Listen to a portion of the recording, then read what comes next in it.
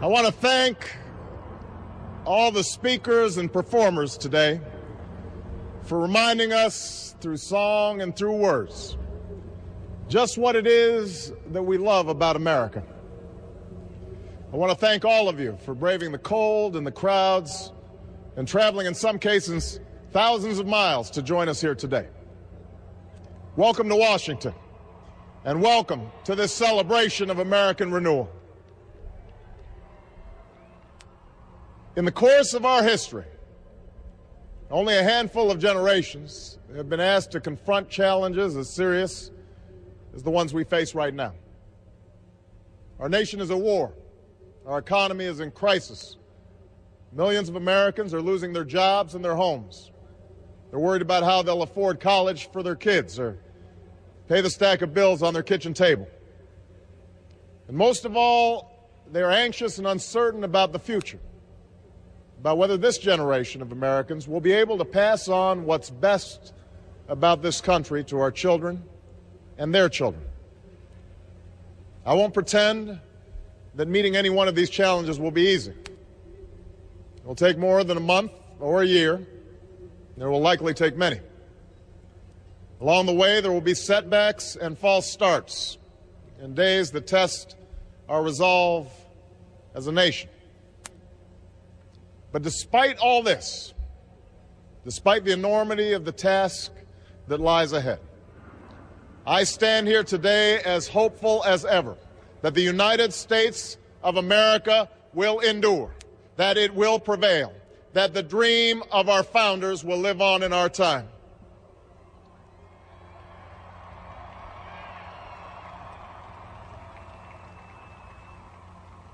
What gives me hope is what I see when I look out across this mall. For in these monuments are chiseled those unlikely stories that affirm our unyielding faith, a faith that anything is possible in America. Rising before us stands a memorial to a man who led a small band of farmers and shopkeepers in revolution against the army of an empire, all for the sake of an idea.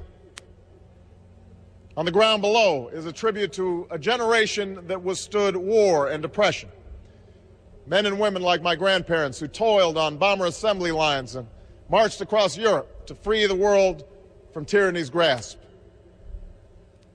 Directly in front of us is a pool that still reflects the dream of a king and the glory of a people who marched and bled so that their children might be judged by their character's content. And behind me, watching over the union he saved, sits the man who in so many ways made this day possible. And yet, as I stand here today, what gives me the greatest hope of all is not the stone and marble that surrounds us, but what fills the spaces in between. It is you, Americans of every race and region and station, who came here because you believe in what this country can be and because you want to help us get there.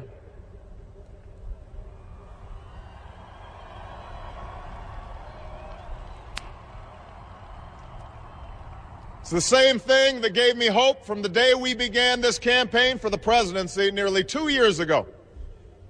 A belief that if we could just recognize ourselves in one another, bring everybody together, Democrats, Republicans, independents, Latino, Asian, and Native American, black and white, gay and straight, disabled and not, then not only would we restore hope and opportunity in places that yearn for both, but maybe, just maybe, we might perfect our union in the process. This is what I believed.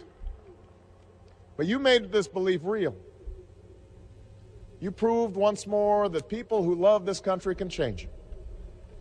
And as I prepare to assume the presidency, yours are the voices I will take with me every day when I walk into that Oval Office. The voices of men and women who have different stories, but hold common hopes, who ask only for what was promised us as Americans, that we might make of our lives what we will, and see our children climb higher than we did. It is this thread that binds us together in common effort, that runs through every memorial on this mall, that connects us to all those who struggled and sacrificed and stood here before. It is how this nation has overcome the greatest differences and the longest odds, because there is no obstacle that can stand in the way of millions of voices calling for change. That is the belief with which we began this campaign, and that is how we will overcome what ails us now. There is no doubt that our road will be long, that our climb will be steep, but never forget that the true character of our nation is revealed not during times of comfort and ease, but by the right we do when the moment is hard. I ask you to help reveal that character once more. And together, we can carry forward as one nation and one people the legacy of our forefathers that we celebrate today. Thank you, America. God bless you.